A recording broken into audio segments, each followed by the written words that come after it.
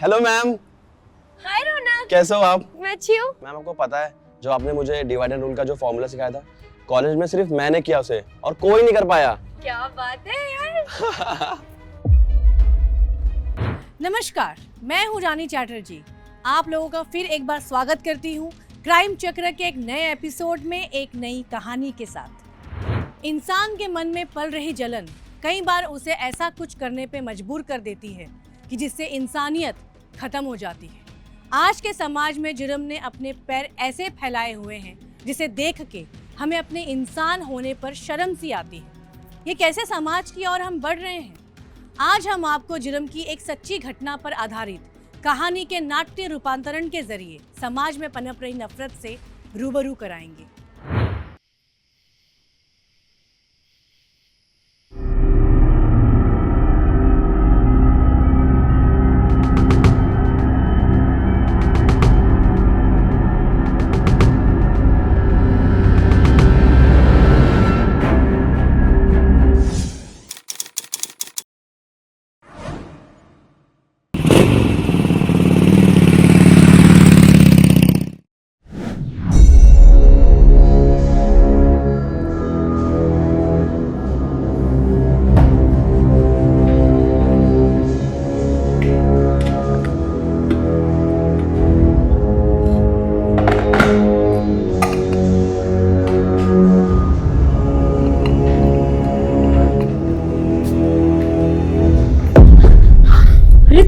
तुमने तो मुझे डरा ही दिया था। अरे क्या कर रहे हो, छोड़ो ना। प्यार, और इसके लिए मुझे तुम्हारे परमिशन की जरूरत भी नहीं है।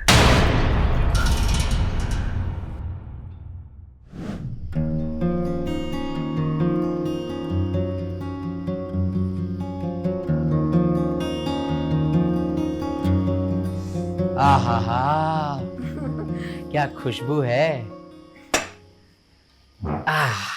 पिंकू को छोड़ा है नानी के घर? हाँ, छोड़कर आ गया। तुम्हें तो पता है ना कि जैसे स्कूल की 3-4 दिन की छुट्टी होती है वो जिद पकड़ लेता है कि नानी के घर जाना है, नानी के घर जाना है। लेकिन वहां जाकर वो खुश हो जाता है। ये तो बिल्कुल सही कहा आपने। रौनक, रौनक आ जाओ, खाना लग गया है। अरे रौनक नहीं है और उसका फोन भी नहीं लग रहा है। कहाँ गया है? कह के गया था कि थोड़ी देर में आ रहे। अब तो बहुत देर हो गई है, 9:30 बज रहे हैं। मुझे तो बहुत टेंशन हो रही है। टेंशन मत लो, किसी दोस्त के वहां होगा। मैं अभी फोन करके देखता हूँ।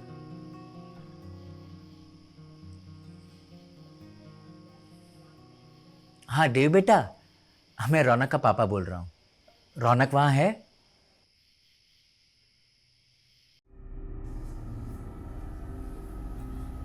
कुछ पता चला? ऐसा तो वो कभी भी नहीं करता है। नहीं, वो अपने किसी भी दोस्त के घर पर नहीं है। तुम घबराओ मत, वो आ जाएगा।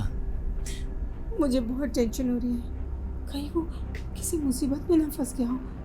प्लीज प्लीज कुछ कीजिए आप, प्लीज कुछ कीजिए, प्लीज कुछ कीजिए, प्लीज कुछ कीजिए।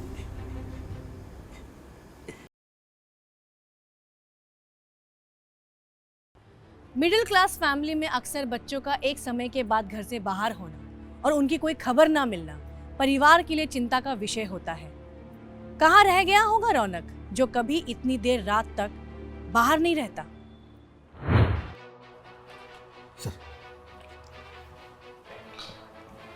सर मिसिंग कंप्लेंट लिखानी थी। प्लीज आइए, बैठिए।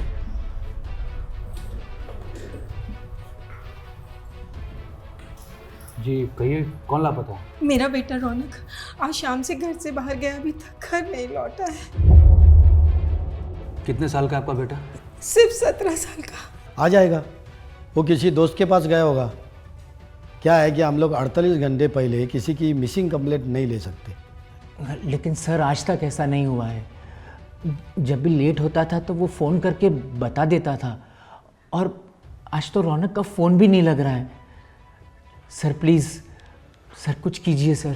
ठीक है, आपके पास रौनक की कोई तस्वीर होगी? जी जी सर।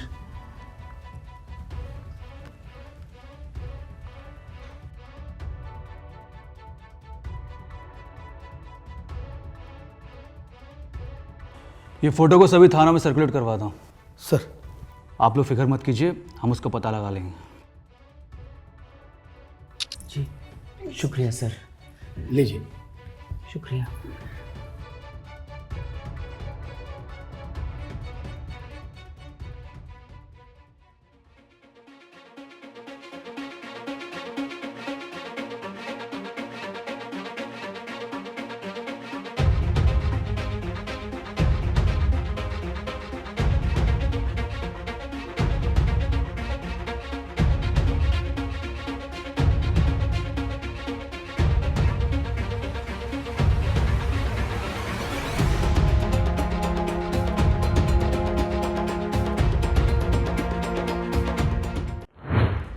रौनक की तलाश के लिए पुलिस ने आसपास के थानों और चेक पोस्ट पे अलर्ट जारी कर दिया था, पर रौनक आखिर में था कहाँ?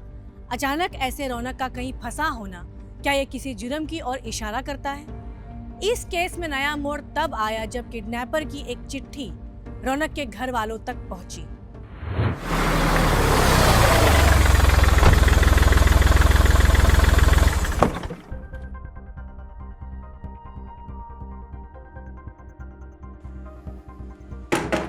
रमेश जी,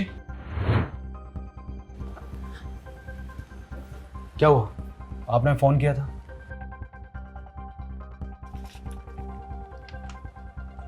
तुम्हारा बेटा रौनक हमारे कब्जे में है।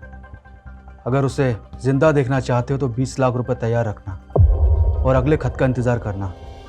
और अगर पुलिस को इत्तला करने की कोशिश की तो अल्लाह कसम तुम्हारे बरखुरदार की लाश भी नहीं मिलेगी। अल्लाह हाफिज़। इंस्पेक्टर साहब, मुझे बहुत डर लग रहा है। मेरा बेटा किस हाल में होगा, कहाँ होगा? मैडम जी आप डरिए मत, हमें सिर्फ आपसे पूछताछ करनी है। प्लीज कोऑपरेट करिए। आपकी किसी से दुश्मनी या झगड़ा? सर हम तो सीधे साधे लोग हैं, एक छोटा सा परिवार। मेरी बीवी रोशनी और मेरे 2 बेटे, बड़ा रौनक और छोटा पिंकू। सुखी परिवार, खुशहाल परिवार। हम लोग को किसी के साथ क्या रंजिश, क्या दुश्मनी होगी? किसी पे शक है आपको? रौनक की किडनैपिंग हुई थी, उसके पहले ऐसा कुछ हुआ था जैसे हम सुराग लगा सके? नहीं सर, ऐसा तो कुछ भी नहीं हुआ था। ये रौनक का कमरा कहाँ है? ये सीढ़ी के पास पहला कमरा। हमें रौनक के कमरे की तलाशी लेनी होगी, शायद कोई सुराग मिल सके जिससे पता चल सके कि इन सब के पीछे कौन है। रमेश जी, ये लेटर जिसने भी लिखा है देखकर ऐसा लगता है कि उसकी बोलचाल की भाषा उर्दू है। क्या आपका कोई जानने पहचानने वाला है जो कि मुस्लिम है? नहीं सर, ऐसा तो कोई नहीं है। आपके घर पे कौन कौन आता जाता है? हम लोगों के सिवा हमारे घर की मेड और मधु, जो हमारे बच्चों की ट्यूशन टीचर है। एक काम करो सर। कांस्टेबल के साथ जाओ और मेरे से पूछताछ करो, मधु को थाने बुलाओ। सर।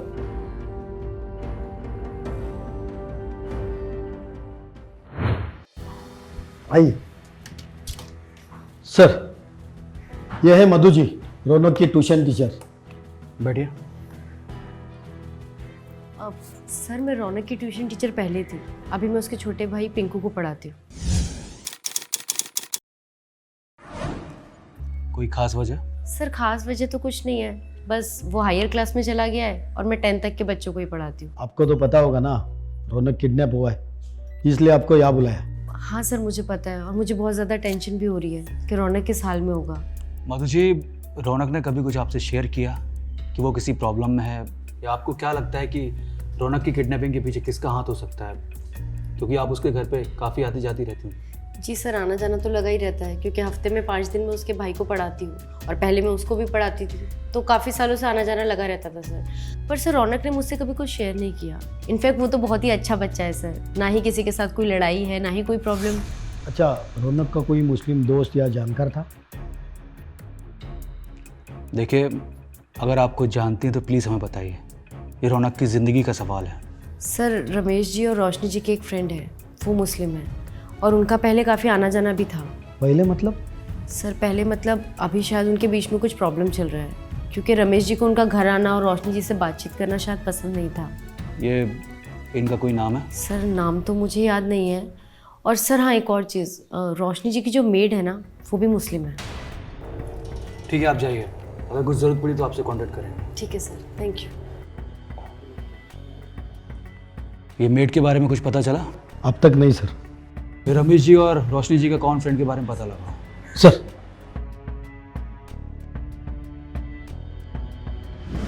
रौनक का किडनैपिंग केस नए नए मोड़ लिए जा रहा था और पुलिस के हाथ कोई पुख्ता सबूत नहीं लग रहे थे। हर तरफ से मिली जानकारियां अलग अलग लोगों की तरफ इशारा कर रही थी, पर कोई भी एंगल से रौनक को सही सलामत वापस लाने के रास्ते नजर नहीं आ रहे थे। सर ये सीसीटीवी फुटेज देखिए। रौनक आनंद नगर के पार्क के सामने से गुजर रहा है।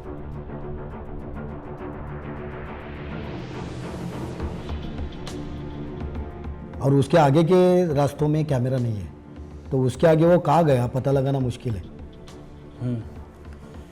ये रोशनी जी की मेड के बारे में कुछ पता चला? उसके घर पे ताला है सर, वो फरार है। और एक बात सर, रौनक के किडनैपिंग के पहले ही मेड ने रोशनी जी से छुट्टी ली थी। हो सकता है कि किडनैपिंग की प्लानिंग के लिए उसने छुट्टी ली हो सकता है सर। ये रौनक की फोन लोकेशन ट्रेस हुई? हाँ सर, वो थोड़ा आनंद नगर के आगे जाने के बाद उसका फ़ोन बंद हो गया। एक काम करो, आनंद नगर के आगे जाके जितने भी रास्ते हैं वहाँ की सीसीटीवी फुटेज निकलवाओ। मैं रोशन जी और रमेश जी के कौन फ्रेंड के बारे में पता लगाता हूँ। जी सर।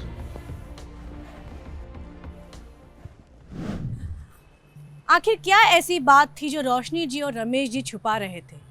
अपने ही बेटे की जान को खतरा होते देख भी वो अपने उस कॉमन फ्रेंड के बारे में पुलिस को जानकारी नहीं दे रहे थे।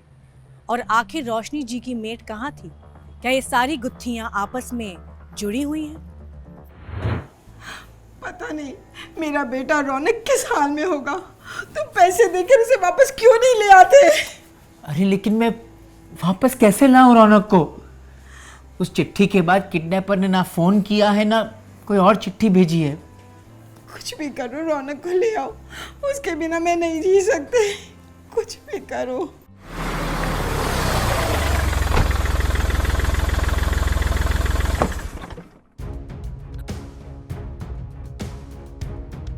रमेश जी। इंस्पेक्टर साहब आप मेरी बेटी रौनक का कुछ पता चला? इन्वेस्टिगेशन जारी है। हम आप दोनों से कुछ पूछने आए हैं। जी। हमें पता चला है कि आप दोनों का कोई कॉमन फ्रेंड था जिसका काफ़ी आना जाना था आपके घर में। कौन सर? ये तो आप ही हमें बताएंगे कि जिसका घर में आने जाने से और रोशनी जी के मिलने से आपको काफ़ी दिक्कत होती थी। ऐसा कोई नहीं है सर। और ये बात आपको किसने बताई? मधु ने। पर मधु मैडम ने ऐसा क्यों कहा?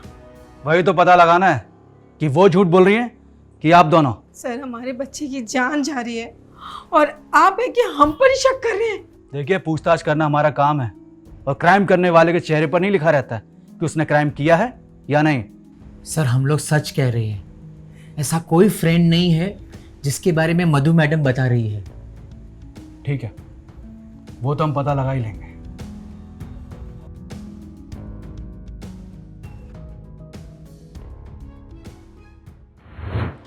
सर ये देखिए सर, आनंद नगर के आगे का फुटेज मिल गया।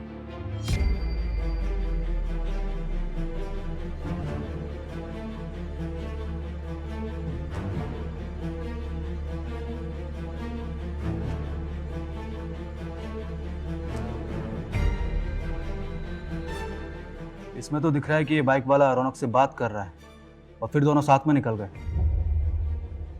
एक काम करो, ये बाइक का और आदमी का पता लगाओ, देखो कौन है। हो सकता है रमेश जी और रोशनी जी का कोई फ्रेंड हो या उनकी मेट का कोई फैमिली मेंबर हो या कोई और। सर उनमें से कोई नहीं है। ये गाड़ी मधु जी के नाम पे रजिस्टर है। ओह, तो ये बात है। मतलब सारी कहानियां झूठी थी और ये सारा खेल रचाया हुआ मधु का है। उठा के लाओ इसे। सर मधु जी तो लॉकअप में है। पूछताछ से यह पता चला है कि मधु जी का बॉयफ्रेंड शिवम वो गाड़ी लेके गया था और उसी टाइम किडनैपिंग हुई थी। तो उनके बॉयफ्रेंड का पता लगाओ, लेकर आओ उसे। सर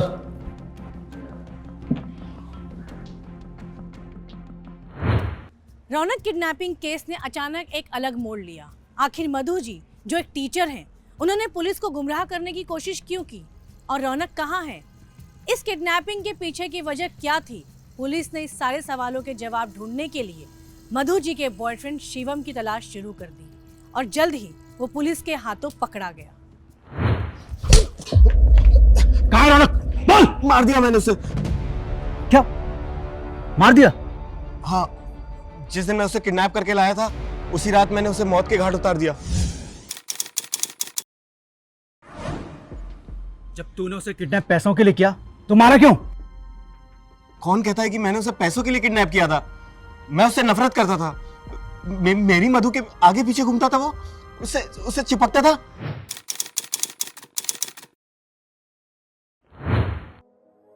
इस रिलेशनशिप में कब तक रहेंगे? शादी का कोई इरादा है कि नहीं है? शादी के लिए पैसे चाहिए और पैसे हमारे पास अभी है नहीं। एक बार इकट्ठा हो जाएंगे तो फिर शादी भी कर लेंगे। अरे बट हेलो मैम, हाय रौनक, कैसे हो आप? मैं अच्छी हूँ। मैम आपको पता है जो आपने मुझे डिवाइड एंड रूल का जो फॉर्मूला सिखाया था, कॉलेज में सिर्फ मैंने किया उसे और कोई नहीं कर पाया। क्या बात है यार। थैंक यू मैम, सब कुछ आपकी वजह से हुआ है। अच्छा मैम ठीक है, मुझे अगर कोई भी डाउट हुआ तो मैं शाम को आता हूँ और आपको कॉल करता हूँ, चलेगा ना? पक्का, जरूर आ जाओ। Okay ma'am, bye. Thank you. क्या था ये? क्या था मतलब? मतलब तुमने इसे हक कैसे किया? वो स्टूडेंट है मेरा। स्टूडेंट को हक करते हैं क्या? अब तुम ज्यादा इनसिक्योर नहीं हो रहे हो? Whatever यार, I don't like it। जब देखो तब वो मेरी मधु के आगे पीछे घूमता रहता था, उसके पीछे पड़ा रहता था, वो उससे चिपक करके बात करता था। बस मुझे सब पसंद नहीं था।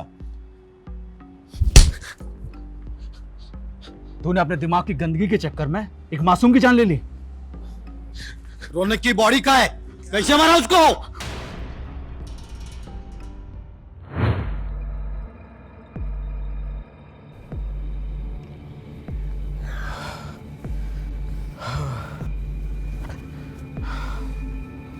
मधु, गाड़ी की चाबी दो ना। गाड़ी की चाबी क्यों? अरे हमारी शादी के लिए कुछ पैसे इकट्ठा करने थे। पर अभी हाँ कुछ काम है, बाद में बताऊंगा, अभी चाबी दो ना। हॉल में रखिए।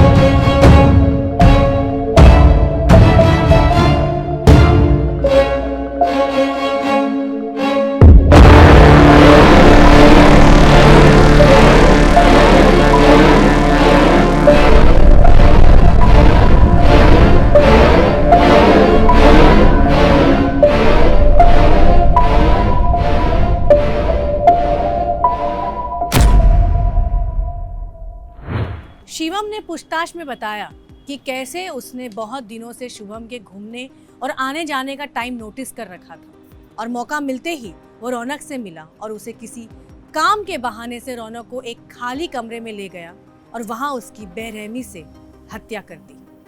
पुलिस की पूछताछ में ये बात भी सामने आई कि शिवम ने किडनैपिंग की बात पहले तो मधु से छुपाई पर बाद में उसे बताया, पर तब तक वो रौनक की हत्या कर चुका था और पुलिस को गुमराह करने के लिए शिवम ने चिट्ठी को थोड़े उर्दू तरीके से लिख के और मधु की मदद से केस को गुमराह करने की कोशिश की। अब तू और मधु जाएंगे सलाखों के पीछे, एक मासूम की हत्या, किडनैप और पुलिस को गुमराह करने के लिए।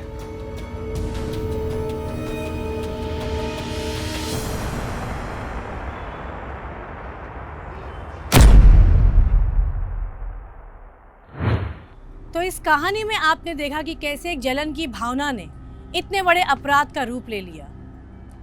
मैं रानी चैटर्जी आप लोगों से विदा लेती हूं और फिर मुलाकात होगी क्राइम चक्र के एक नए एपिसोड में एक नई कहानी के साथ। तब तक सुरक्षित रहिए, सतर्क रहिए और क्राइम चक्र देखते रहिए। जय हिंद।